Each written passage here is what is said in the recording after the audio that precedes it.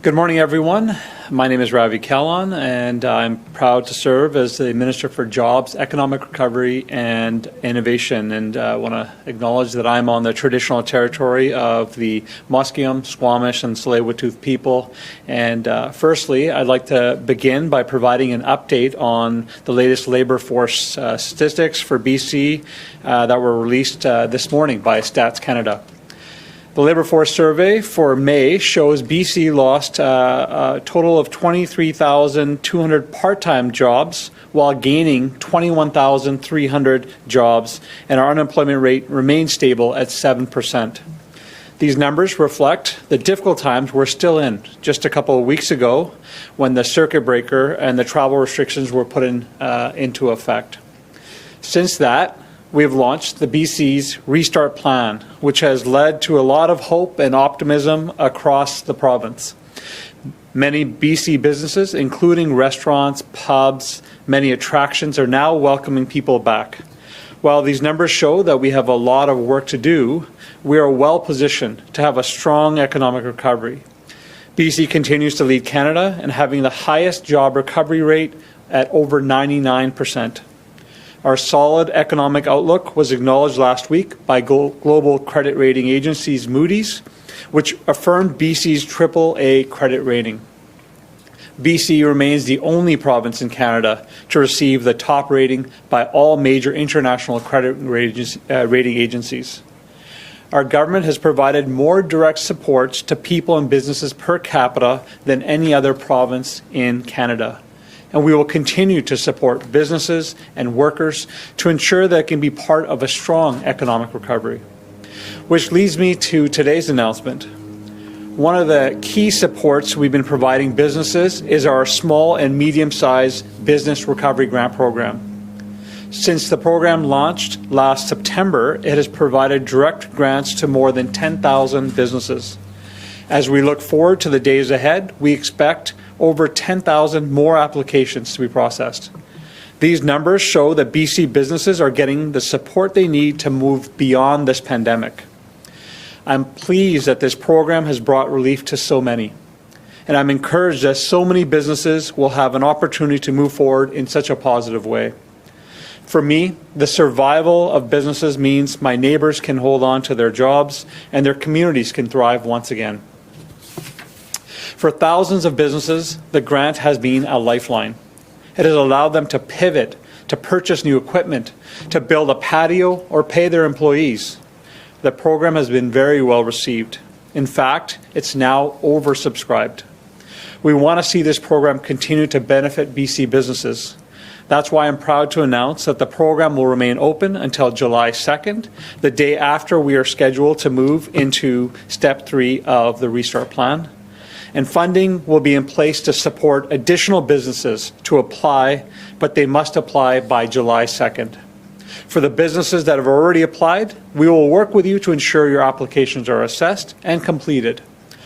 All current applications will be reviewed as long as business submit all of the required documentation by July 2nd.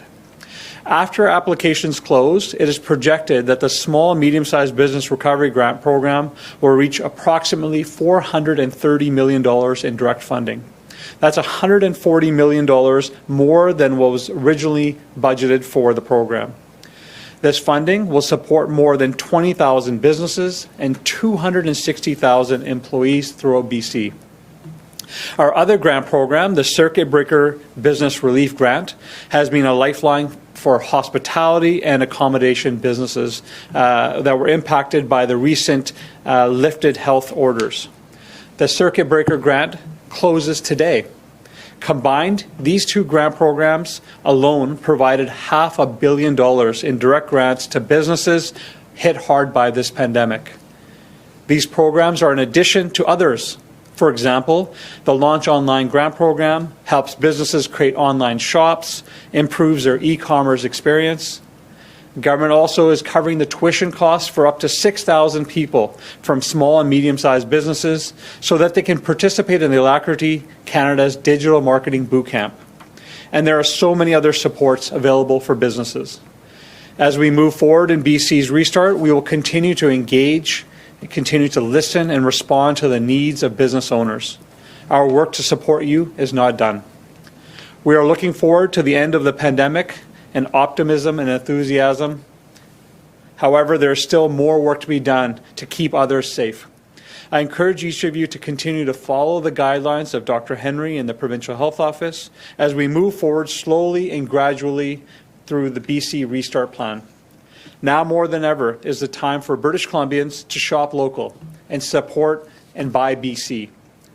Every purchase you make can add a big difference in our local businesses. We can support each other. We can only get stronger together. We can build a brighter future for all British Columbians and a stronger BC. Thank you so much. Thank you, Minister. As a reminder to reporters on the phone, please press *1 to enter the queue. You'll be limited to one question and one follow-up today. Please also remember to take your phone off mute as you are not audible until your name is called. Our first question today is from Richard Zussman from Global News. Richard, please go ahead. Minister, one of the sectors that keeps getting hit hard, as you know, is the hospitality, hotels extended beyond to restaurants as well as tourism sector. And what is being done to help support this industry specifically as they get ready, hopefully, to start seeing a quick recovery as we move from step 2 to step 3 and then hopefully to step 4 by September? No doubt that the tourism and hospitality industry has faced this impact of the pandemic disproportionately than other sectors. There is a saying that we're all in the same storm, but we're all in different boats. And many sectors have done very well. But those in tourism and hospitality have faced a lot more challenges than others. We're fortunate that over 41% of all the small and medium-sized business grants that we have seen come through the process and have been funded have been from the tourism sector. I know those dollars have been have made a significant impact in them, but the supports aren't ending there. Of course, business can still apply for the small and medium-sized business grant program, but we also have tax credits in place for hiring and rehiring employees. We have a PST rebate for businesses that are buying new equipment as they open up. Of course, the liquor pricing, the 25% discount for liquor pricing for restaurants and pubs and hotels has now been made permanent. It was a measure we brought in during the pandemic. And of course, we got good news from the federal government that the Canada Wage Subsidy Program now is being extended till the end of September, which gives a lot more time for businesses as they recover. But the biggest request from hospitality was having clear metrics and a restart plan. And last week's announcement by the Premier gave lots of comfort and an opportunity for businesses to plan what their recovery can look like going into the summer. Richard, do you have a follow-up? I do. Are you worried about creating winners and losers here as we reopen? You know, the bulk of the population, the province lives in Metro Vancouver. They're going to want to tour other parts of the province. Fewer people may be coming into Metro, which could hurt hotels there. Like, how do you, or some of the bigger, more popular hotels or attractions could receive visitors while the smaller ones could suffer. How do you ensure with the programs that there aren't winners and losers here? And is that something you're worried about? Well, we've had a lot of programs where we've allocated specific dollars or percentages to rural communities because we want to ensure the dollars were distributed through the province in an equitable way. How the tourism patterns will change once we go through the restart plan into different phases is a big unknown, and we're going to continue to monitor that. But what's been clear to me from the conversations I've had with people is people are looking forward to traveling. They cannot wait for the next phase of the restart plan so they can see loved ones that they haven't seen all over the province. So I suspect we will see people traveling to the island, to the interior from Metro Vancouver, but I think we'll see the other way as well. People wanting to come to the city, people wanting to come to downtown to visit the attractions we have. And so it's too early to say what the real impact will be, but our financial support has been distributed throughout the province, and we've put in metrics to ensure they were equitable to everyone that needs them. Our next question is from Binder Sajan, CTV. Binder, please go ahead. Hi, Minister. I know you were talking about tourism there, but can you give us a general sense of sort of what industries have been applying in biggest numbers for both the grants here? Yeah, again, we're pleased to see the program well oversubscribed, and of course the big thank you to our industry partners who have worked with us to adjust the programs, to expand the program so more businesses can apply. Overwhelmingly, the dollars have been being applied by tourism operators. So over 40% have been tourism operators. The next second biggest is the hospitality sector, restaurants and pubs, breweries, and of course there's a mix of everyone else, and we've seen in retail operations, transportation operators as well. So it's been a real mix, but the largest chunk by far has been tourism and hospitality sectors. Binder, do you have a follow-up?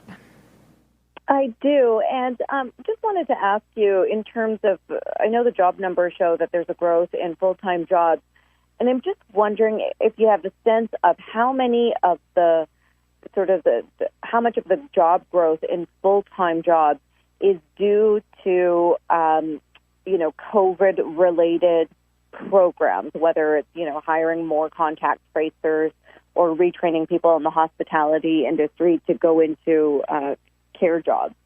Well, we have seen an increase in employment for hiring people to support us in this pandemic, and that's a positive thing. There's a good paying jobs for many people throughout the province. It's a little early to say where the impacts will be from the shifts in the labor market. We do know that I believe the average wage for a worker is $2.80 higher than it was pre-pandemic. So that means workers are getting wages that are higher than they were prior to that. And we also are hearing from businesses that as we start hiring more and as the economy starts to open up, that there may be some potential job labor shortages. And so we're continuing to monitor all these things. But right now, we're very fortunate. BC is leading the country. We're at 99% of pre-pandemic employment levels. And that's something I think we can all be proud of. Our next question is from Les Lane, Victoria Times columnist. Les, please go ahead. Oh, thanks. Minister, you said that you're happy it's oversubscribed, but on the specific circuit breaker funding, I think it was $50 million, then $75 million. Is it closing today with a bit left over, or is it exhausted? We've got about $48 million on the circuit breaker program that's already been distributed to, $58 million to businesses already. But what we've seen with that program was it was very streamlined and very easy for businesses to apply. But we had about over 40% of businesses that didn't provide correct banking information. Often we found that businesses were providing personal bank information and applying on their business. And thanks again to the industry partners for working with us, getting the word out to businesses so that we could make sure that that was corrected in the application process. But we have over $100 million of businesses that have applications in the queue, and more than 2/3 of that money has already gone out. Les, do you have a follow-up? This argument, I guess, is just starting about reopening the border, and it looks to me it's going to be a very long, confusing one. Is anyone in the BC government advocating for an open border? The internal travel just kind of churns the same tourism dollar around, but it's the travel from outside that generates new wealth. Is anyone advocating to open the borders and specifically advocate for returning cruise ships, or is it all just pending what the public health officer says? Well, we've been following the science from the beginning, Les, and we're going to continue to follow science. I think in the next phase, certainly we're going to be encouraging people to discover your backyard. Travel within BC, as Dr. Henry highlighted, don't book for a couple of days, book for a week, because people are going to need a break. They're going to want to travel through the province. And as far as the U.S. border goes, of course, we want to ensure that when people arrive, that it's safe to do so. And so we're going to follow the guidelines of our health officers across the country, and we are continuing to work with our federal partners on how is it, what metrics will they use in order to make the decision to open up. That was the biggest ask of us as a province from the business community, was give us some level of certainty, show us how you're going to use the metrics to decide what phases we're going to go to. We were able to provide that last week. The Premier announced the restart plan, and certainly that's what we're hoping we get from the federal government as well. We want to see international tourism back when it's safe to do so. Our next question is from Rob Buffum, CTV. Rob, please go ahead. Oh, hi, Minister. I'm wondering about, in terms of the labor shortage that you referenced, I know a lot of restaurants are experiencing an acute labor shortage with people leaving the industry, some of them seemingly for good, and a lot of people going into the long-term care industry from the hospitality industry. Is there any thoughts on some kind of plan or incentive or some way to encourage people to get back, any program that you're considering to get people back into the hospitality industry? Yeah, certainly. Since the restart plan announced last week, we've seen a considerable uptake from hotels and restaurants to try to find workers to prepare for the next phases. We're going to continue to monitor it because we hear mixed things from businesses. Some have told us that they've had no problems bringing back their workers, and some have said that there's some challenges. We're a week in from the restart plan, so we'll continue to monitor that. But I will say that even with the restart plan, I've heard, even in my household, now we can do these things, but are we ready? And I think there's some workers that have been out of the workforce for a while, doing all the things they need to do to keep themselves and their families safe, and they'll need a little time to be comfortable to back at work. And so I think there's a whole bunch of issues but we're going to continue to monitor that in the weeks and months ahead. Rob, do you have a follow-up? Yeah, just wondering about, in terms of, if I understand today's announcement correctly, it means that more businesses will be able to apply for the small and medium-sized business grants, but it does not mean that businesses that have already applied will be able to apply for any additional funding. Is there a chance that more funding will be available for those businesses that may be just barely hanging on and have already availed themselves of the grant now? Like, is more money potentially coming? Well, again, $300 million was the original budget for the small and medium-sized business program, and we're now projecting that it'll be about $430 million, so it's oversubscribed. We encourage new businesses to apply. Businesses that have already applied, again, have a whole host of other programs that they can access. I've already highlighted some of them. I'll highlight them again. There's a PST exemption for buying new equipment. There's tax credits for hiring and rehiring employees. The federal government has extended the Canada Wage Subsidy Program till the end of September. And of course, liquor pricing of 25% has now been made permanent as they go forward. So the amount of supports is substantial. And again, we're fortunate in BC that we have the highest in per capita supports for people and businesses across the entire country. And I think that is why we're at 99% of pre-pandemic employment levels. And we're going to continue to work with our private sector partners on what supports may be needed in the future. Our next question comes from Mary Brooks, Island Social Trends. Mary, please go ahead. Hi. Yeah, I'm just wondering when you learned that the BC Recovery Grant was oversubscribed, and then how quickly you were able to add the extra 130 or 140 million to that program.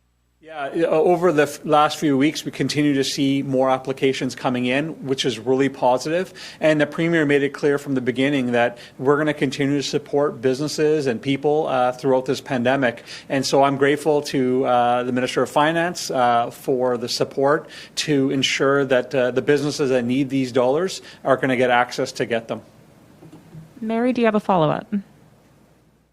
Yeah, my follow-up is on the Launch Online program, and that one, as you know, is $7,500, and it needs to be spent on certain services within 12 weeks.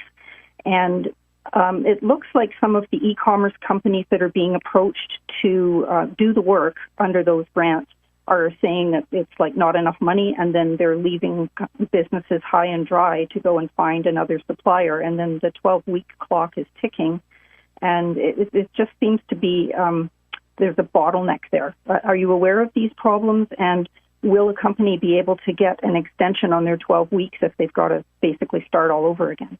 Yeah, we've been trying with all our programs to be as flexible as we can, we understand there's a pandemic. Alacrity Canada is administering this program, and I know that they've been trying to be as flexible as possible.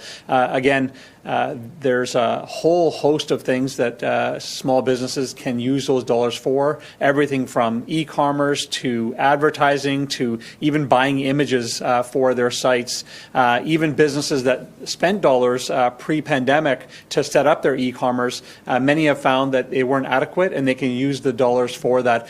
So there's always stories here and there of some businesses that are facing the challenges, but we have a list of providers that businesses can go to if they are having challenges, and I certainly encourage them to contact Alacrity Canada to get a list of those businesses or those providers that can help them. Those are all the questions we have today. Thank you, everyone, for joining. Thank you.